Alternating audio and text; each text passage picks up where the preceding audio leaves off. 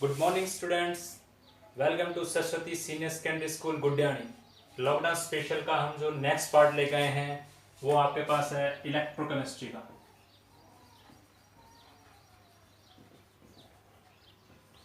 Electrochemistry का हम next part लेके आए हैं। आज जो हमारा मेन मोटिव होगा, जो टॉपिक हम डिस्कस करेंगे वो होगा आपके पास Faraday law of first electrolysis और आपके पास Faraday law of second electrolysis.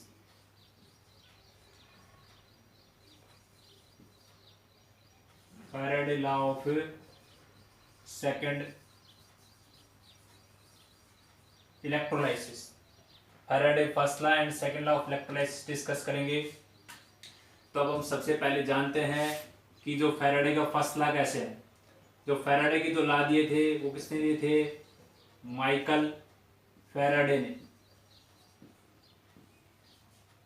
Michael Faraday ने 1833 के अंदर। ये हमारे पास एक क्वांटिटेटिव मेजरमेंट है जिसमें हम दोनों लॉ को डिस्कस करते हैं और इस पे बेस्ड जो न्यूमेरिकल है वो भी डिस्कस करेंगे। तो आइए अब हम सबसे पहले स्टार्ट करते हैं जो माइकल फैराडे ने फर्स्ट लॉ दिया था आपका, फर्स्ट लॉ ऑफ इलेक्ट्रोलाइसिस। इससे पहले इसमें सबसे इंपॉर्टेंट ये बात ध्यान रखेंगे, ये जो हम बॉक्स के अंदर लिख रहे हैं इसका मतलब क्या है? W directly proportional to Q। W directly proportional to Q, या आप ये भी लिख सकते हो इसी को M small m directly proportional to Q। यहाँ पे ध्यान रखेंगे ये किसको रिप्रेजेंट कर रहा है? W या M है आपके पास मास को रिप्रेजेंट कर रहा है और Q क्वांटिटी ऑफ इलेक्ट्रिसिटी। तो इसकी डेफिनेशन बिल्कुल इसी के अकॉर्डिंग है, the amount of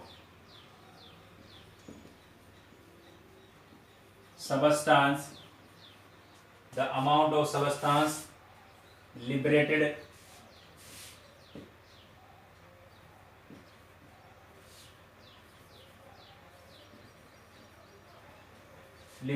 or deposit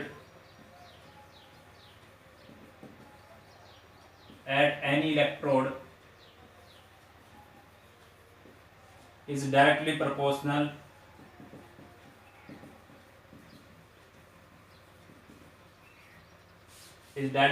the quantity of electricity passed,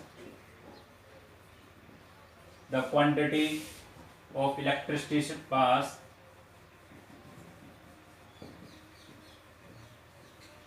through an electrolyte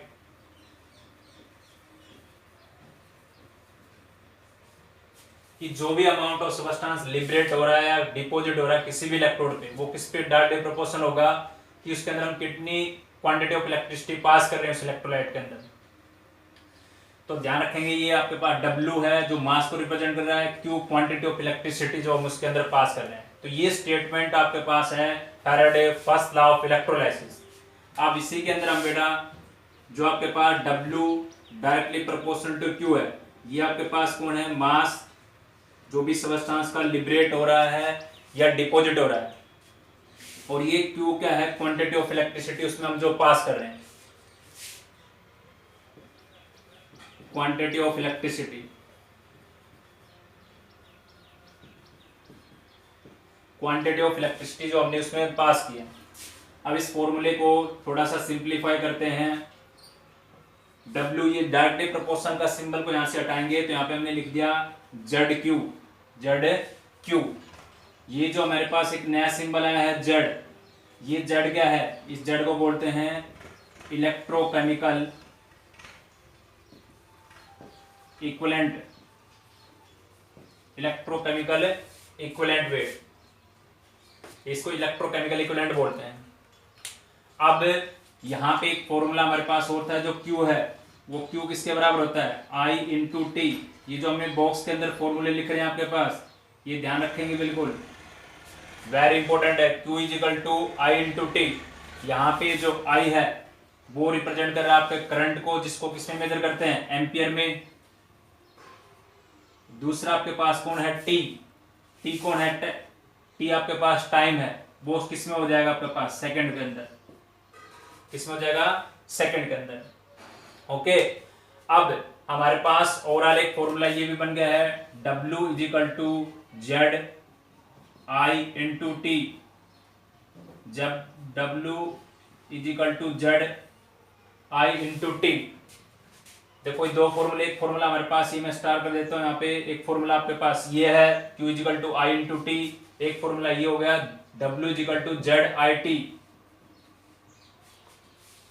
तो यहाँ पे हमारे पास एक नई डेफिनेशन और क्या है, इलेक्ट्रोकेमिकल इक्विवेलेंट, इसको क्या बोलते हैं, इलेक्ट्रोकेमिकल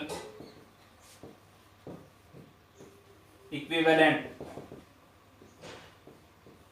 इलेक्ट्रोकेमिकल इक्विवेलेंट क्या है आपके पास, अगर हम बात करें इसी के अंदर, the amount of substance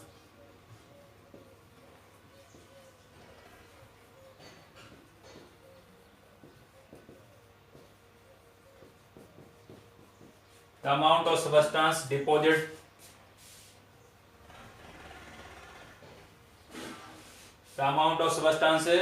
deposit कब, when passing 1 ampere current in 1 second, कि कितना अमाउंट ऑफ सबस्टेंस डिपॉजिट होगा जब हम 1 एम्पियर करंट पास करें 1 सेकंड के अंदर। तो इसका मतलब क्या होगा, ये जो W आपके पास है, इसी के अंदर अगर देखिए W is equal to Z I into में टी था, आई इंटू में क्या था, टी आपके पास। अगर I का मान भी कितना ले लिए 1, I का मान भी कितना ले लिए 1, और T का मान भी कितना ले लिया 1, तो इसका मतलब W किसके इक्वल हो गया, Z के, W किसके इक्वल हो गया, Z, W is equal to Z। Okay, तो ये हमारे पास था इक्विवेलेंट। अब अगर इसी के अंदर हमें फाइंड आउट करना हो इसको, कि कैसे इसको फाइंड आउट करते हैं, तो यहाँ पे हमारे पास एक बात और भी आती है। अगर मैं लिखूं,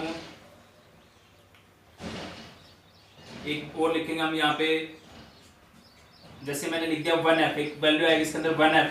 1F जो 1F का मतलब फैराडे होता है, वो होता है 96500 के बराबर, 96500 सी का मतलब गुलाम। अब ये आया कैसे है, 96500। अगर मैं बात करूं आपके पास 1 mole of electron, 1 mole of electron की बात करते हैं, तो 1 मोल ऑफ इलेक्ट्रॉन के अंदर अगर हम बात करें, 1 मोल जो होता है वो किसके इक्वल होता है, 6.023 10 की पावर 23, 10 की पावर 23 मोल इनवर्स। और उसी के बाद एक इलेक्ट्रॉन पे चार्ज कितना होता है, 1.6 10 की पावर -19। तो ये ओवरऑल कितना आ जाता है, इसको हम सोल्व करते हैं, तो ये आपके पास 96487। तो इसको हम राउंड फिगर के अंदर नियरली मान लेते हैं 96500 सी मोल इनवर्स, सी मोल इनवर्स।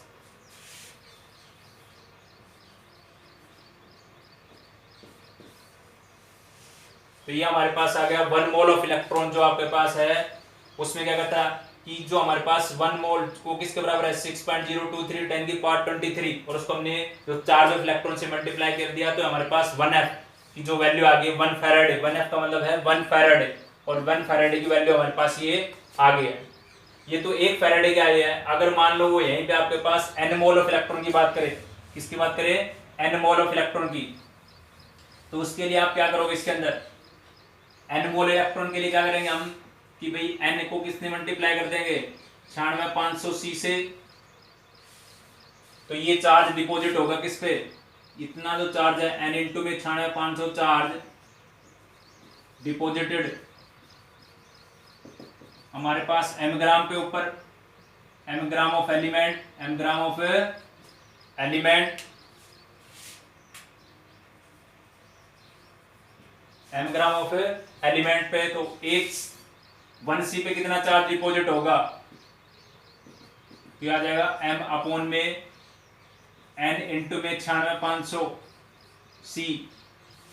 तो हमारे पास ध्यान रखेंगे कि ये वैल्यू आई है m अपॉन में n 96500 C, और ध्यान रखेंगे मैं इस m और m के नीचे जो n है इसके जगह पे मैंने लिख दिया e अपॉन में 96500, e अपॉन में 96500। सी। और ये जो मेरे पास है यही मेरे पास है equivalent weight of element, equivalent weight of element. जो ई मेरे पास है वो क्या मेरा equivalent weight of element, equivalent weight of element. अब हम इक्विवेलेंट वेट को कैसे फाइंड आउट करते हैं बेटा? इक्विवेलेंट वेट को हम फाइंड आउट करते हैं कि atomic weight of element upon में नंबर ऑफ इलेक्ट्रॉन कितने लॉस करेगा या गेन करेगा, कब, किसके लिए करेगा? वो कोई भी एटम हो सकता है या कोई आयन ऑफ एलिमेंट हो सकता है। आयन ऑफ क्या हो सकता है? एलिमेंट। तो यहाँ पे तक बिल्कुल रिवाइज करेंगे।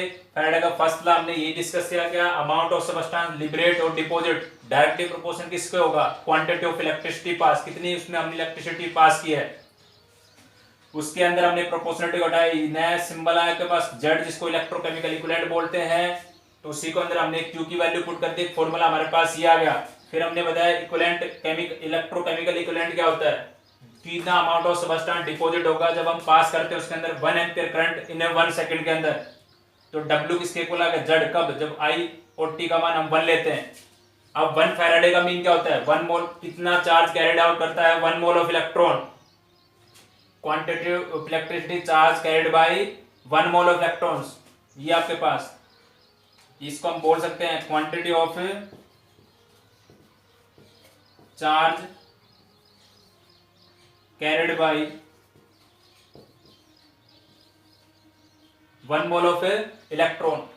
तो वो कितना है आपके पास? 1 मोल की वैल्यू और ये इलेक्ट्रॉन का चार्ज, तो आपके पास कितना आ गया? 96500 सी। तो हमने इसको राउंड फिगर में मान लिया कि भाई 1F जो है वो 9500 बराबर होता है। फिर हमने बात की इसके अंदर, ये तो 1 मोल के लिए था। अगर मेरे पास n मोल इलेक्ट्रॉन के हो तो उस पर कितना डिपॉजिट होगा? m ग्राम एलिमेंट, एक पे कितना होगा? m upon this. फिर मैंने m अपॉन n टर्म को मान लिया है e। e कौन है मेरा? Equivalent weight of element, equivalent weight of element. अब देखें यहाँ पे, क्योंकि हमारे पास एक फॉर्मूला यहाँ से और ड्राइव होके आएगा, और उस फॉर्मूले को हम कैसे आइडेंटिफाई करते हैं वो देखेंगे यहाँ पे। तो देखो W किसके इक्वल है? W क्या था आपके पास? Z इंटू में I इंटू में T, यही था ना। तो मैंने यहाँ पे Z का मान लेके आया हूं। Z का मान क्या है मेरे पास? Z का मान मेरे पास ये है M अपॉन में N, या मैं इसको ऐसे लिख लूं सीधा डायरेक्ट। वो मेरे पास था E अपॉन में 96500 I इंटू में T, I इंटू में T जो किसके बराबर है? W के बराबर। या इसी चीज को हम ऐसे लिख सकते हैं W is equal to E upon में 96500, या मैं इसको बता सकता हूँ ये इक्विवेलेंट वेट है मेरा। E का मतलब कौन है? Equivalent weight. और यहाँ पे इसकी जगह पे Q लिख लिया मैंने। क्या लिख लिया? Q, क्योंकि जो ये Q है कैपिटल लेटर Q जो किसके बराबर है? I इंटू T के बराबर है, I इंटू T के बराबर है। अब इसी के अंदर हम आपको एक बात और बताना चाह रहे थे कि जो आपके पास इक्विवेलेंट वेट ऑफ एलिमेंट कैसे निकालते हो आप। तो देखें इक्विवेलेंट वेट ऑफ एलिमेंट वो कैसे निकलता है? Atomic weight of element upon में नंबर ऑफ इलेक्ट्रॉन लॉस, या क्या करेगा वो? गेन। अब लॉस और गेन क्यों लिखा? क्योंकि वो जो आपका एटम है वो ऑक्सीडेशन भी कर सकता है और रिडक्शन भी कर सकता है।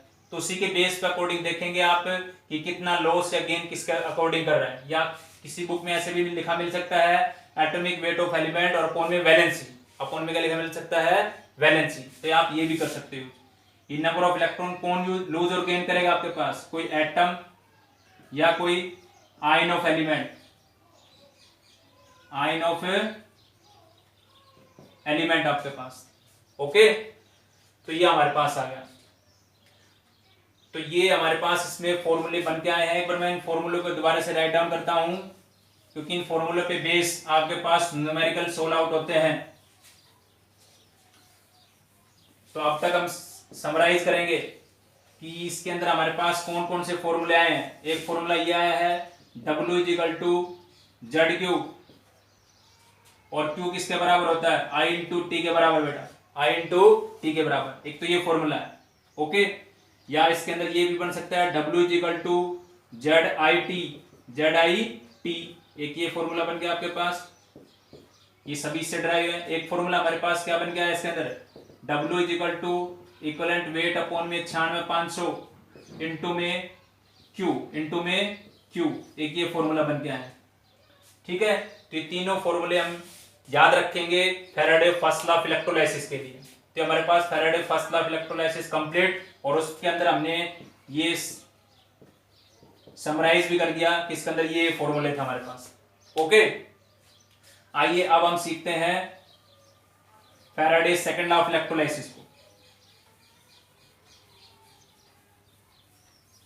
अब Faraday second law of electrolysis है, उसके अंदर हम same quantity of electricity pass करते हैं, किसमें, डिफरेंट इलेक्ट्रोलाइट में, और उन डिफरेंट इलेक्ट्रोलाइट को हमने कनेक्ट किसमें कर रखा है, सीरीज में।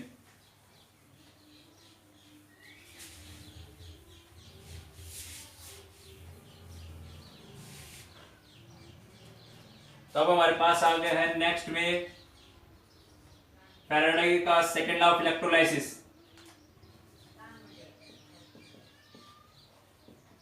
Faraday second law of electrolysis, हमने पीछे जो पार्ट नंबर फर्स्ट था उसमें हमने सीखा था ना भी इलेक्ट्रोलाइसिस क्या होता है।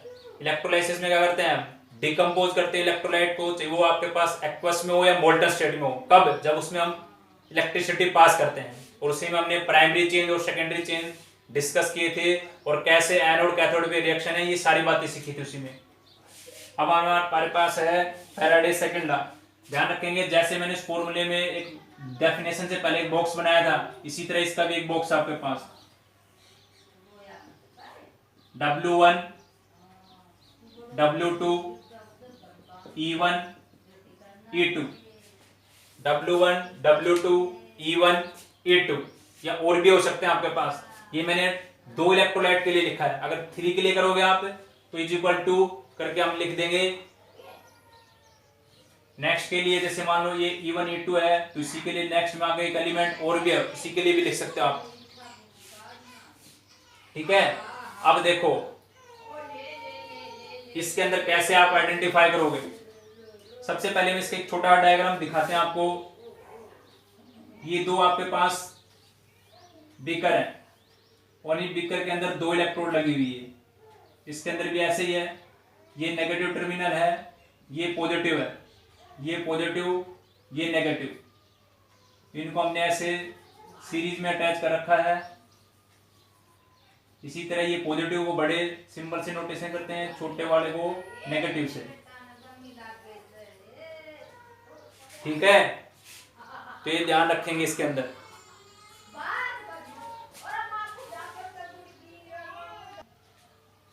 तो यहाँ पे देखें, जैसे मान लो मैंने इसके अंदर ले रखा है AgNO3 का, ये AgNO3 इलेक्ट्रोलाइट ले रखी बेटा इसके अंदर, और इसके अंदर मान लो हमने ले लिया कॉपर सल्फेट का सॉल्यूशन। ठीक है, तो 2 आपके पास इलेक्ट्रोलाइट है, और 2 इलेक्ट्रोलाइट को हमने सीरीज से कनेक्ट कर रखा है।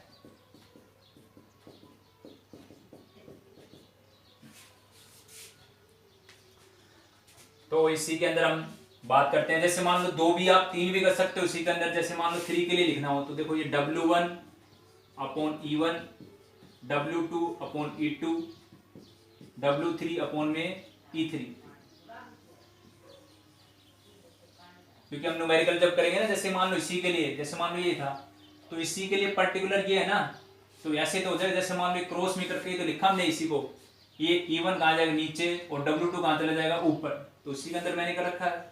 ये हो गया आपके पास। ठीक है, ये 3 डिफरेंट इलेक्ट्रोलाइट को सीरीज में कर रखा है आपके पास। तो सी का वेट और उसी का ये कितना मास और सबस्टेंस पे डिपॉजिट हुआ है, और उसका ये इक्विवेलेंट वेट है। इसी तरह दूसरा इलेक्ट्रोलाइट है, दूसरा आपके पास रोड है, उस पर कितना अमाउंट ऑफ सबस्टेंस डिपॉजिट हुआ है, और उसका कितना इक्विवेलेंट वेट है। इसी तरह अगर आपके पास तीसरी इलेक्ट्रोड भी इसी के साथ जुड़ी हुई है, तो उस पर कितना मास डिपॉजिट हुआ है, और कितना उसका क्या है आपके पास है इक्विवेलेंट वेट। तो इसी के अंदर हम डेफिनेशन करते हैं। सबसे पहले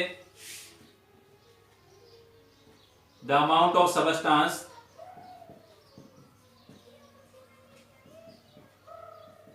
deposited, the amount of substance deposited at a different electrode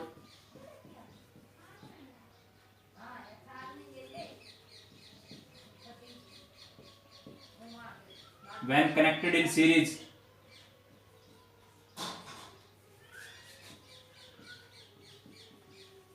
connected in A series, कितना अमाउंट ऑफ सबस्टेंस डिपॉजिट होगा जब हम डिफरेंट इलेक्ट्रोड किसमें कनेक्ट करते हैं, सीरीज में, इज डायरेक्टली प्रोपोर्शनल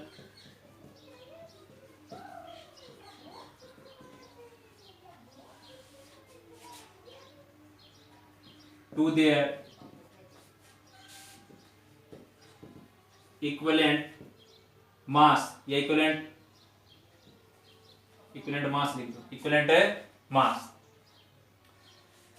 कि आपने जो भी अमाउंट ऑफ सबस्टेंस डिपॉजिट होगा डिफरेंट इलेक्ट्रोड पे, कब, जब हमने when connected in series, series में किसको कनेक्ट कर रखा हमने, सीरीज में हमने कनेक्ट कर रखा है इलेक्ट्रोलाइट को, डिफरेंट इलेक्ट्रोलाइट को, ये दो डिफरेंट इलेक्ट्रोलाइट है, जैसे ये सिल्वर नाइट्रेट है और वो आपके पास कॉपर सल्फेट है, ठीक है। तो इसी के अकॉर्डिंग तो हमारे पास स्टेटमेंट मैंने लिख रखा, देखो मान लो आपके पास कोई फर्स्ट इलेक्ट्रोड W1 पे कोई अमाउंट ऑफ सबस्टेंस डिपॉजिट हुआ है तो किसके डायरेक्टली प्रोपोर्शन हो गया, उसी के इक्विवेलेंट वेट के, दूसरा है तो उसका हो गया सेकंड का, तो दो का कंपैरिजन करेंगे तो एक दूसरे टर्म को क्या करेंगे, उसके अंदर डिवाइड रखेंगे, ओके। तो ये तो हमने सीखा है आपके पास दोनों ला, अब उस पे बेस जो न्यूमेरिकल है वो करते हैं। तो सबसे पहले जैसे हमारे पास फर्स्ट ही न्यूमेरिकल है,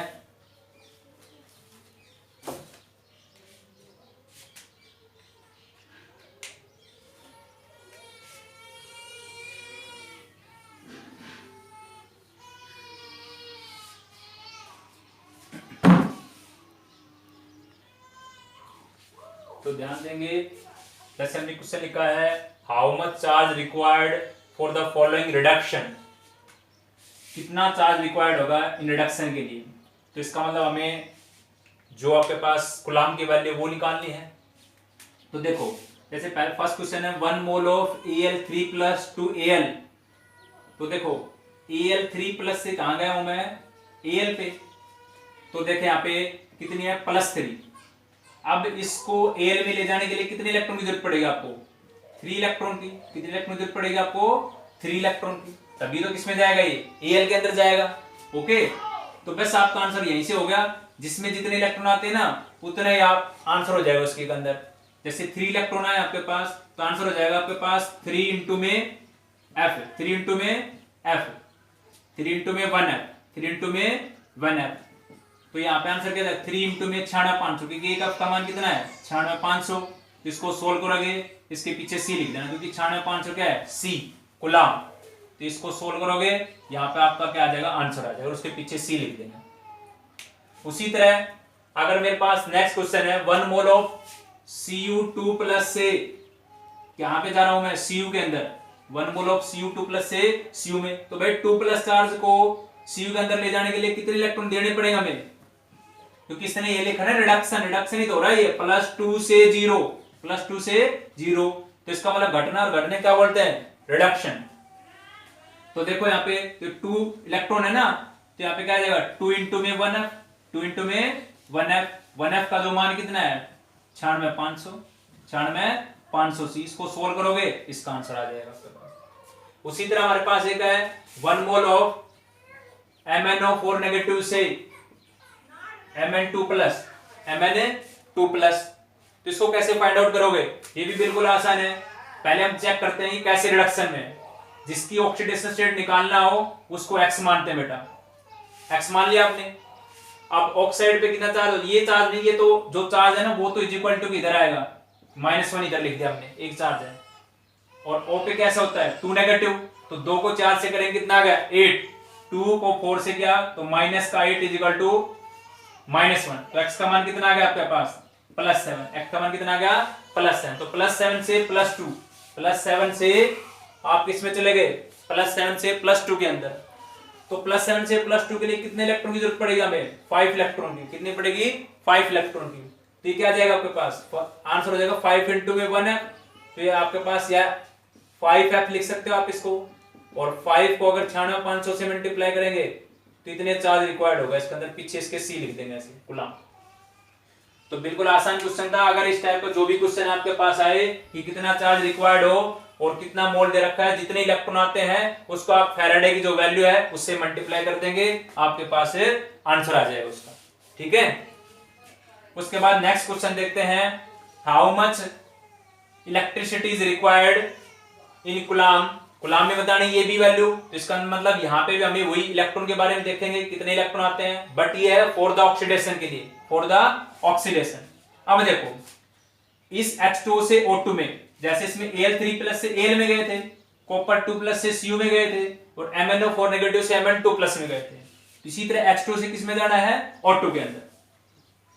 तो देखो यहाँ पे इस H2O को अगर ब्रेक करें क्या बनेगा, H2+ में, और यहां पे थोड़ा गौर करेंगे क्योंकि यहाँ पे हाइड्रोजन का कितना है, दो है आपके पास, एक पूरा मॉलिक्यूल है ना आपके पास, या हाइड्रोजन के 2 एटम है और ऑक्सीजन कितना है, 1 है, इसलिए यहाँ पे मैं लिखूंगा हाफ O2। इस हाफ O2 का मतलब ही मेरे पास क्या है, एक ऑक्सीजन एटम। हाफ O2 का मतलब क्या है कि एक ऑक्सीजन एटम। अगर मैं यहाँ पे इस इक्वेशन को ऐसे लिख देता, H2O H2 जमा में O2, और इसको बैलेंस करते तो यहाँ पे 2 आ जाता, तो यहाँ पे फिर यहाँ पे 2 मल्टीप्लाई करते तो यहाँ पे तो 2 मोल बन गए मेरे पास, 2 मोल से एक O2 है, बट यहाँ पे तो क्या है 1 मोल H2 से O2 है, तो इसलिए आपको क्या करना पड़ेगा, यहाँ पे हाफ O2 लिखना पड़ेगा। ओके, ये अब इतना काम हो गया आपके पास। ठीक है, अब देखो इसको सोल्व करते हैं हम।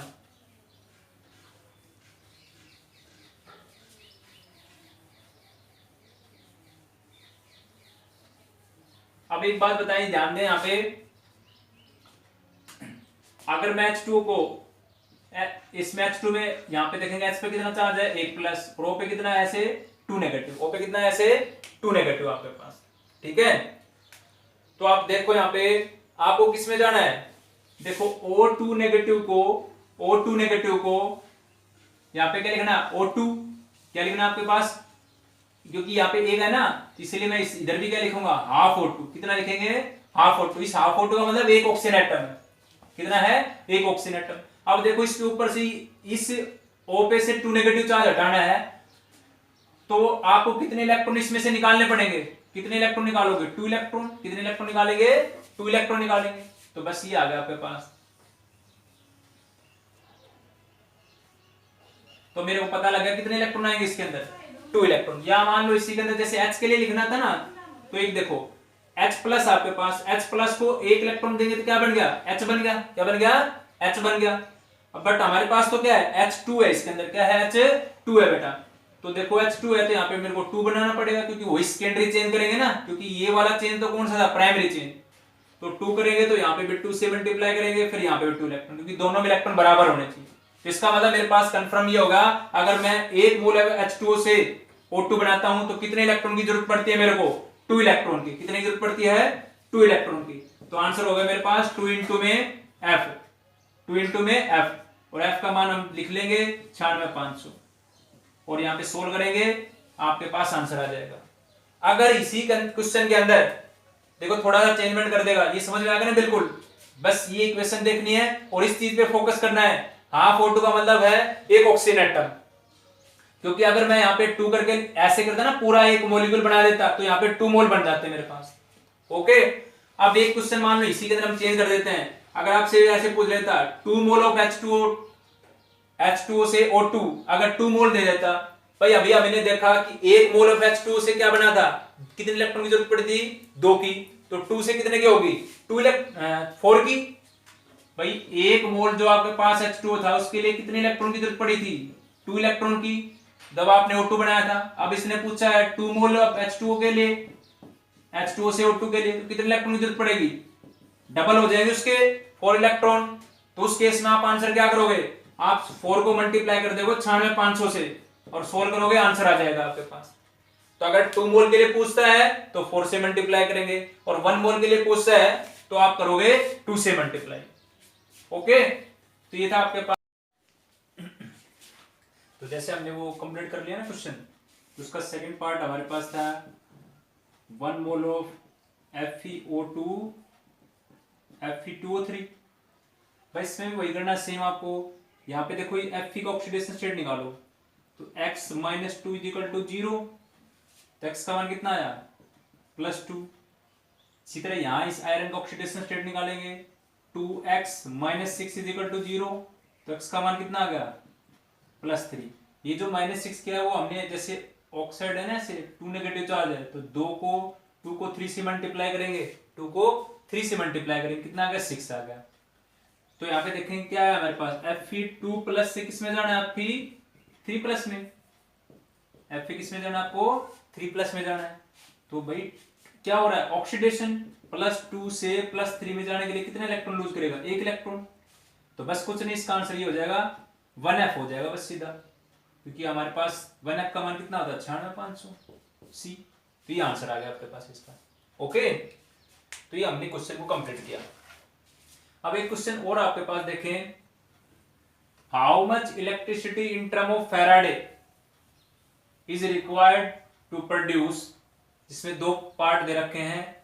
एक पार्ट आपके पास है 20 gram of calcium from molten calcium chloride, और एटॉमिक वेट ऑफ कैल्शियम दे रखा 40, और एक आपके पास है 40 gram of aluminium from molten Al2O3, और एटॉमिक वेट ऑफ एल्यूमिनियम है वो 27 है आपके पास। ओके, इस टाइप के जो भी क्वेश्चन अगर आपके पास आते हैं तो इन क्वेश्चन को सोल्व करने के लिए एक बात ध्यान रखेंगे, जो चीज आपको चाहिए वो हमेशा राइट हैंड साइड में करेंगे।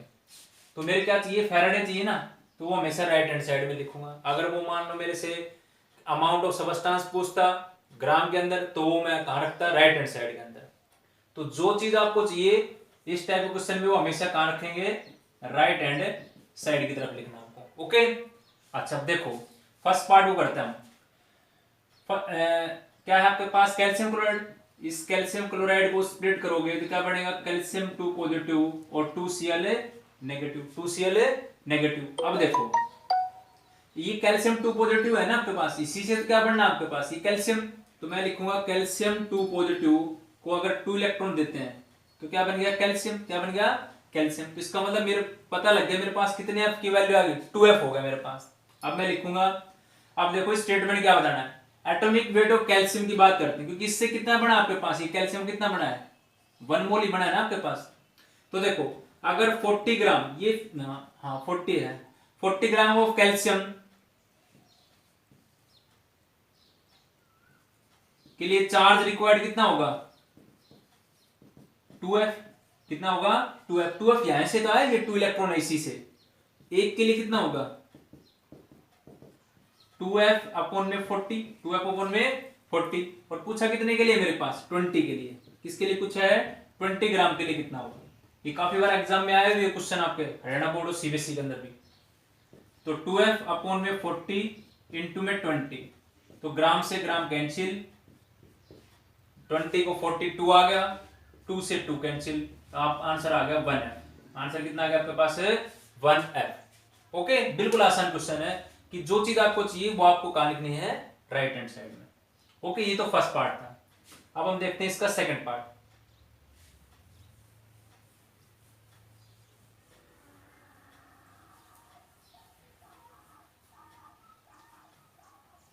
देखिए सेकंड पार्ट भी बिल्कुल ऐसा ही है। इसमें क्या है Al2O3 है आपके पास, तो यहां पे देखेंगे एल्यूमिनियम की ऑक्सीडेशन स्टेट कितनी आएगी 2x माइनस का 6 बराबर 0, तो x का मान कितना आ गया +3। तो आप देखो एल्यूमिनियम 3+ से आपको क्या बनाना है, एल्यूमिनियम, क्या बनाना है एल्यूमिनियम। अच्छा, अगर सेशन अच्छा लग रहा है तो उसको क्या करेंगे, लाइक करेंगे, ये वाला नोटेशन। तो एल्यूमिनियम 3+ से क्या बनना आपके पास, एल्यूमिनियम कितने इलेक्ट्रॉन की जरूरत पड़ेगी 3 की, तो क्या बन गया आपके पास एल्यूमिनियम बन गया। तो ये पता लग गया मेरे पास कितने F आएंगे 3F। अब यहां पे लिखेंगे कि भाई 27 ग्राम और एल्यूमिनियम के लिए चार्ज रिक्वायर्ड कितना है 3F, कितना है 3F। 1 के लिए कितना होगा 3F अपॉन में 27, और पूछा कितने के लिए है 40 के लिए, तो 40 ग्राम के लिए कितना होगा 3 अपॉन में 27 इंटू में 40 ग्राम, जी से जी कैंसिल, 3 9 काटेंगे इसको। अब इसको आप डिवाइड करोगे 40 अपॉन में 9 को, तो ये आपके पास आ जाएगा 4.44F, 4.44F। तो ये हमारे पास ये क्वेश्चन हो गया। एक क्वेश्चन और करते हैं, वो आपके पास ये देखो बिल्कुल आसान क्वेश्चन था, ये कंप्लीट कर लेंगे सभी। एक क्वेश्चन और हमारे पास,